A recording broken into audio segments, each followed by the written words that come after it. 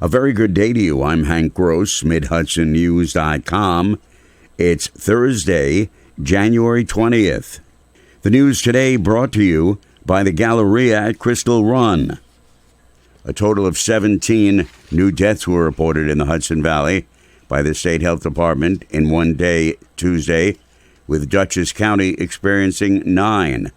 Westchester County reported 7 new deaths from the virus, which continues to rage for more than 2 years. Orange County had 2 more deaths, while Greene County reported 1. Health officials continue to maintain that vaccinations are the most effective way to prevent or at least minimize the effects of COVID-19.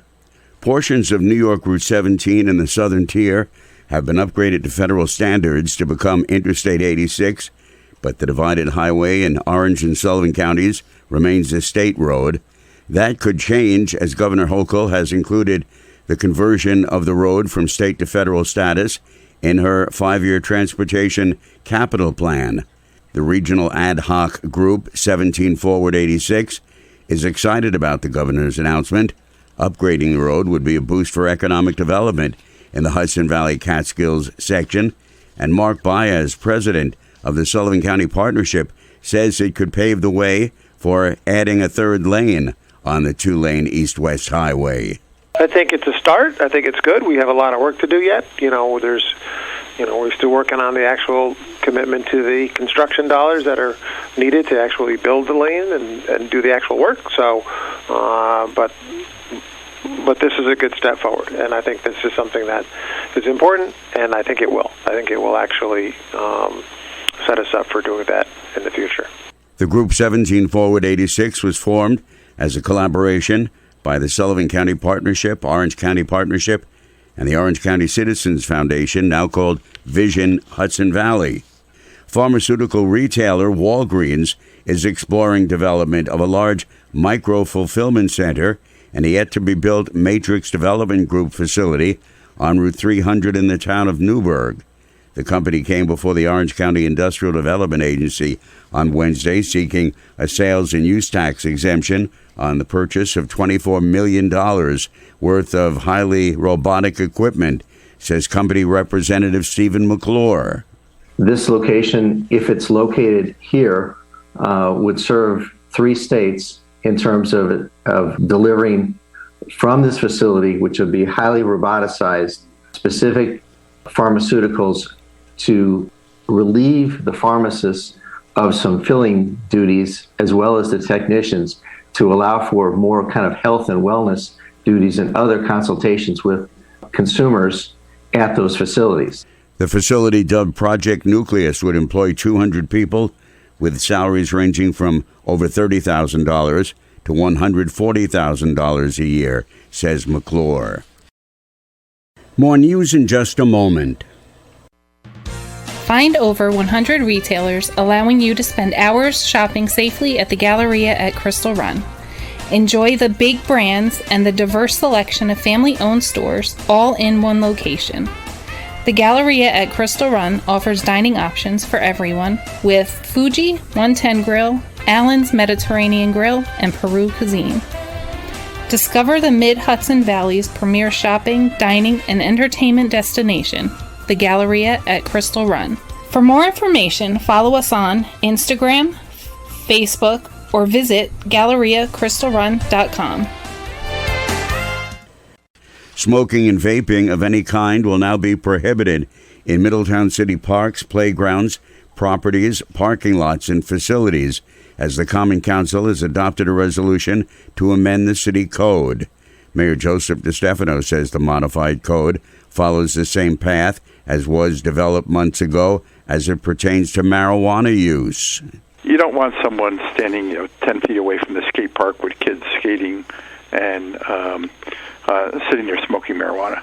And that should be applied to cigarettes also, or vaping. So it's for the protection of our young folks and for our community, but I think it's good legislation and it gives us local enforcement. Following a period of warnings, persons violating the code would be subject to fines. While several municipalities in the Hudson Valley have adopted good cause eviction legislation, The city of Beacon received a second opinion that they cannot because that's within the state's purview.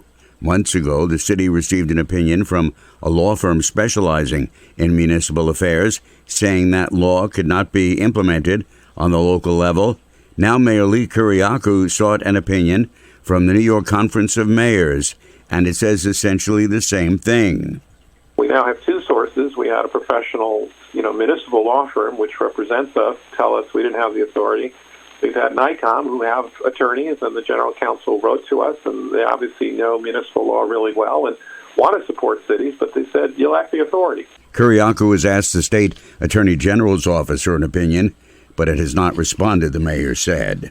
A total of 17 new deaths were reported in the Hudson Valley by the state health department in one day Tuesday, with Dutchess County experiencing 9.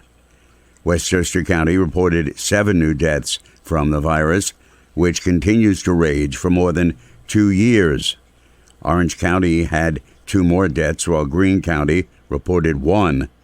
Health officials continue to maintain that vaccinations are the most effective way to prevent or at least minimize the effects of COVID-19.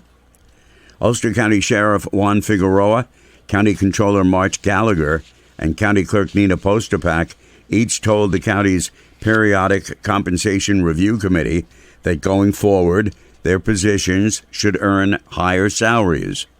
Addressing the committees via a Zoomcast session on Wednesday, they each said it may be difficult to fill their positions with qualified candidates in the future if the salaries are not higher. Committee Chairman Richard Gerentine said their comments will be taken under consideration when the panel drafts its recommendations. We're going to try to be fair to everybody. We're going to take in all the information that we can possibly have and come up with a recommendation that, like I said before, that everybody should be very content in some way, shape, or form.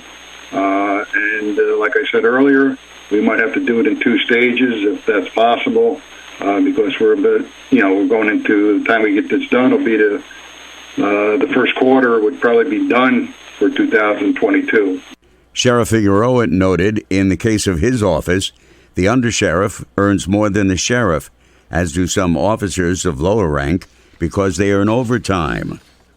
Portions of New York Route 17 in the southern tier have been upgraded to federal standards to become Interstate 86, but the divided highway in Sullivan and Orange counties remains a state road. That could change as Governor Hochul has included the conversion of the road from state to federal status in her 5-year transportation capital plan. I'm Hank Gross, MidHudsonNews.com. The news today brought to you by the Galleria at Crystal Run.